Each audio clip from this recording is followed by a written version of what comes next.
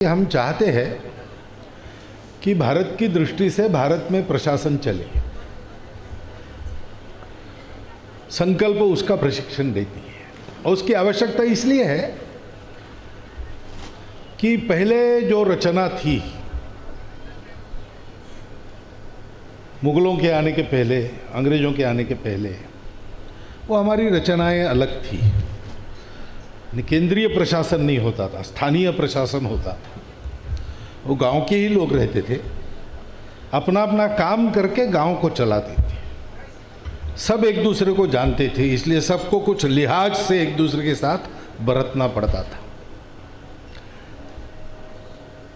तो एक तरह से हर एक ग्राम स्वायत्त था और सब एक दूसरे को जानते थे, इसलिए एक दूसरे को समझकर सारा प्रशासन चलता था। तो प्रशासन कहने के बाद उसमें एक जो कठोरता शब्द में ही ध्यान में आती है, वो प्रत्यक्ष जब चलता था देश तो उसमें ये कठोरता नहीं थी, आत्मीयता आती थी। लेकिन ठीक है, उस जमाने के लिए ठीक था। उसका डॉक्टर अंबेडकर साहब कहते कि एक नुकसान भी ये हुआ कि प्रत्येक गांव स्वायत्त था और सारे देश को कभी भी कोई भी आक्रामक जीत नहीं सका। गांव-गांव स्वतंत्र ही रहा, तो भी देश स्वतंत्र हुआ, उसका लेना देना गांव से कुछ रहा नहीं, ऐसा भी हुआ। तो ये दोनों प्रकार से विचार कर सकते। लेकिन आज का ज़माना हमारा केंद्र शासन, राज्य शासन, ग्राम पंचायत तक, नीचे तक जाता है और उसमें प्रशासक होते हैं। और ये ढांचा हमको क्रमशः मिलते गया है और अंग्रेज़ों ने उसको एक बहुत सुदृढ़ रूप बनाकर हमारे यहाँ रखा। तो ढांचा हो सकता है कुछ भी, लेकिन उद्देश्य क्या था? अंग्रेजों को भारतीय प्रजा का पालन नहीं करना था, अंग्रेजों को भारत पर अपना राज्य चलाना था। उसके लिए जैसा आवश्यक ढांचा चाहिए उन्होंने बनाया, उसके लिए जैसा आवश्यक प्रशासन प्रशिक्षण था वो देते रहे। अब स्वतंत्र हो गए तो इन बातों से बाहर निकलने की आवश्यकता है ही। और जो ढांचा है उसको केवल बदल के नहीं होगा, तो मानसिकता भी उसकी वैसी बनानी पड़ेगी। क्योंकि वो जो प्रशासन चलता है लोगों पर राज्य करने के लिए, उसको लोगों के सुख दुख का ध्यान नहीं रहता। राज्य अपनी संपत्ति वसूल कर सके जनता से, इसलिए उसको शांत रखना, कानून की मर्यादा में रखना, इतनी केवल उसकी चिंता वो करते हैं। बाकी उनको क्या लेना था। और इसलिए उसमें एक रुक्षता भी आ जाती और लोगों के जीवन से कुछ दूर वो रहते हैं। तो क्या कारण बड़े मज़ेदार किस्से भी बनते। अभी हमारे एक साथी नागपुर में थे, उनका अभी देहांत हो गया, लेकिन पेंशनर थे।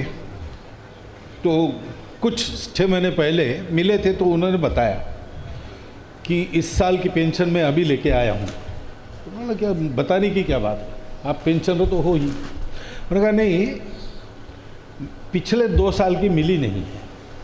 बोला ऐसा क्यों हुआ?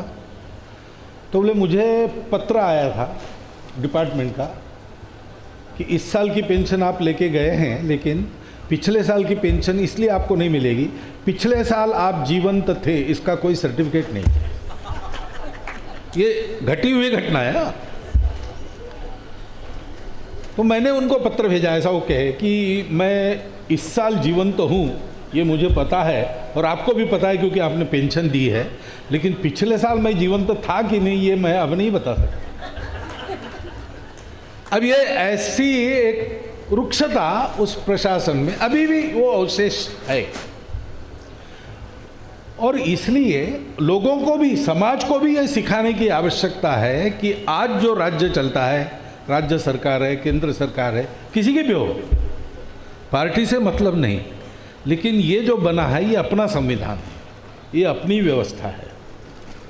तो मुझे कुछ नहीं मिला तो मैं जाके 4 बसें जला दूँ, 2 ट्रेनें रोक दूँ, ये अंग्रेज़ों के ज़माने में आप कह सकते थे, ठीक था, क्योंकि वो एक विदेशी राज्य था। लेकिन अपने राज्य में तरीके एकदम अलग होंगे, क्योंकि बस सरकार की नहीं है, बस जनता की है।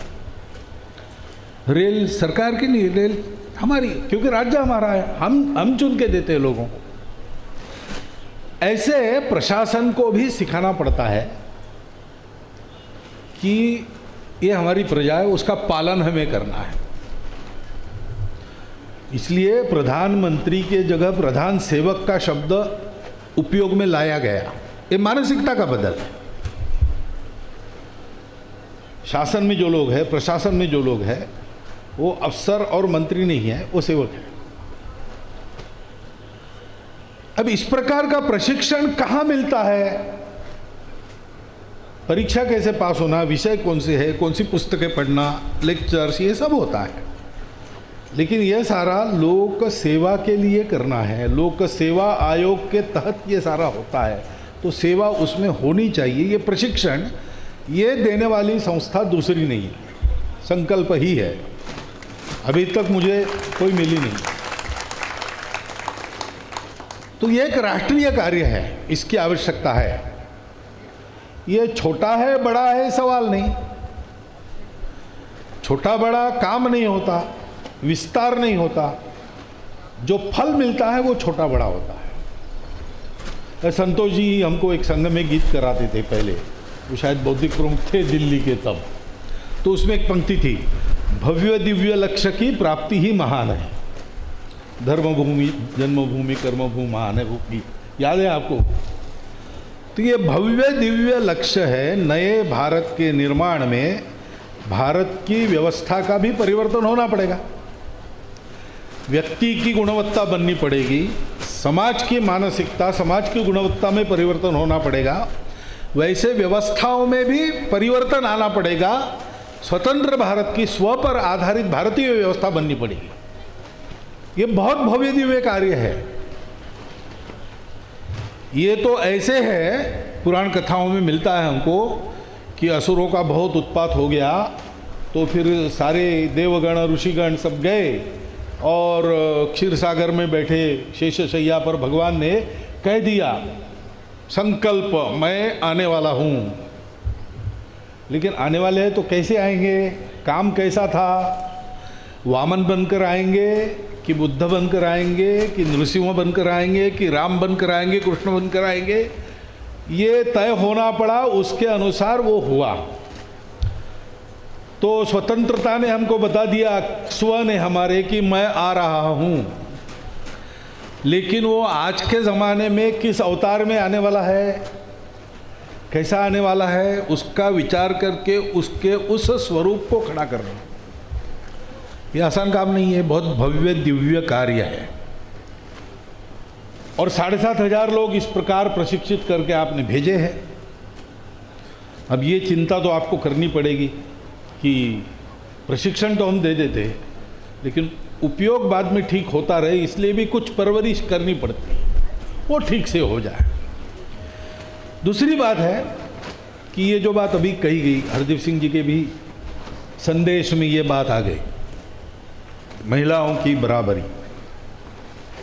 बराबरी शब्द मुझे अच्छा नहीं लगता, भाव वही है, भाव बिल्कुल ठीक है। मैं कहता हूँ महिला पुरुषों की बराबरी नहीं, महिला पुरुषों की पूरकता। क्योंकि सृष्टि बननी और चलनी है तो इनके बिना चल नहीं सकती। दोनों चाहिए, दोनों चाहिए। और इसमें सृष्टि का क्रम देखते हैं तो उत्पत्ति और लय का काम तो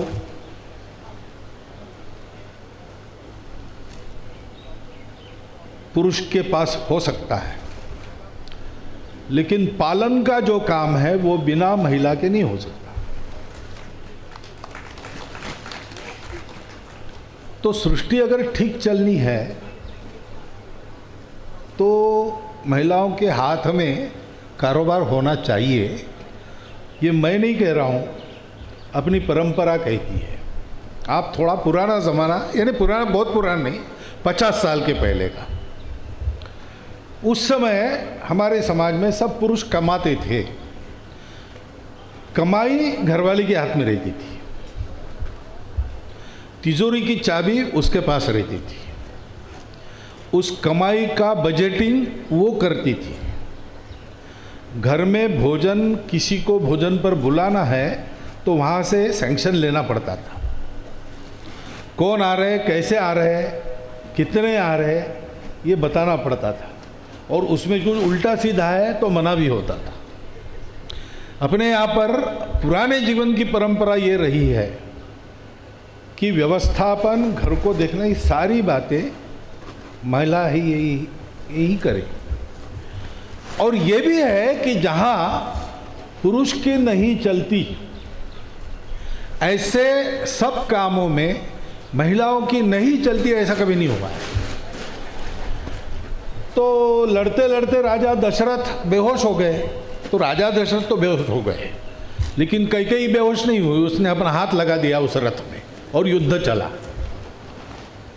ये प्रतीकात्मक कहानियां हैं, लेकिन ऐसा ही है, जो जो काम पुरुष कर सकते हैं वो सब काम महिलाएं कर सकती है, और जो सारे काम महिलाएं कर सकती है वो सारे काम पुरुष नहीं कर सकते। और अपने समाज में रेशो को देखें तो भी 50% महिलाएं हैं। संपूर्ण समाज को खड़ा करना है, संपूर्ण समाज के किसी भी क्रियाकलापों का करना है, तो 50% महिलाओं का सक्रिय पूर्ण योगदान ये अनिवार्य बात है। और इसलिए उनका बराबरी का सहभाग हो, उनका पूरक सहभाग हो, उसके लिए उनके सशक्तिकरण, प्रशिक्षण, सब बातों की आवश्यकता है। और प्रशासकीय सेवाओं में भी उनको आना चाहिए, उतनी ही मात्रा में आना चाहिए। ज़्यादा मात्रा में आई तो अधिक लाभ होगा, लेकिन कम से कम उतनी मात्रा में आना चाहिए जितनी मात्रा में पुरुष में है, क्योंकि ऐसा होने से सब ठीक चलेगा। जगत धात्री, जगत जननी और जगत का पालन करने वाली प्रकृति के हाथ में जब सूत्र आते हैं तो सबका लालन पालन होता है और क्राइसिस मैनेजमेंट में बहुत अच्छा हो जाता है।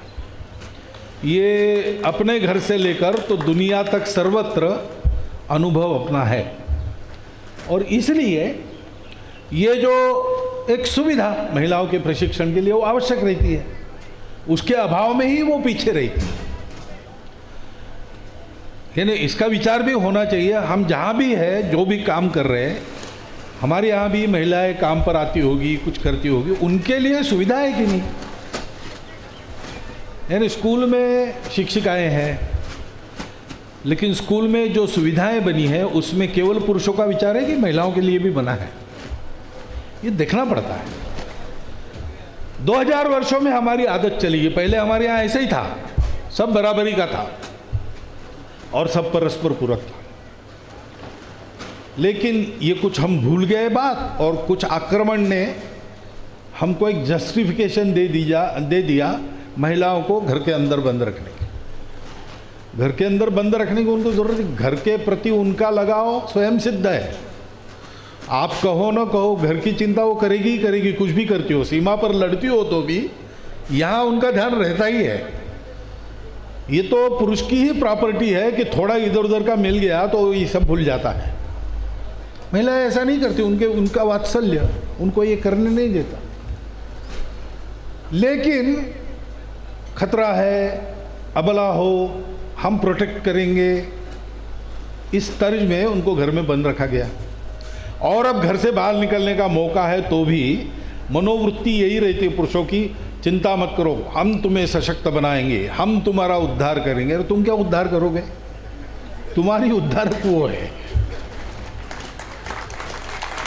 तो स्वामी विवेकानंद को एक इंटरव्यू है उनका, जिसमें महिलाओं के बारे में पत्रकारों ने पूछा, और अंतिम प्रश्न पत्रकार ने पूछा विवेकानंद जी को कि फिर आपका भारत की महिलाओं के लिए मैसेज क्या है? तो विवेकानंद जी तपाक से उत्तर देते, मैसेज? मैं मैसेज दूंगा? भारत की माताओं को मैसेज देने की औकात मेरी नहीं है, और तुम भी मत मैसेज दो। उनको क्या करना है पता है, कैसे करना है पता है, उनको करने दो। कुछ सिखाना है सिखाओ, कुछ सशक्त करना है सशक्त, उनके रास्ते का रोड़ा मत बनो, इतना तुम करो, बाकी कोई मैसेज वगैरह देने की आवश्यकता नहीं। और इसलिए महिलाओं के इस सहभाग में सुविधाजनक बनने वाला एक काम यहाँ जो हो रहा है वो एक बहुत अच्छी बात है, अच्छी शुरुआत है।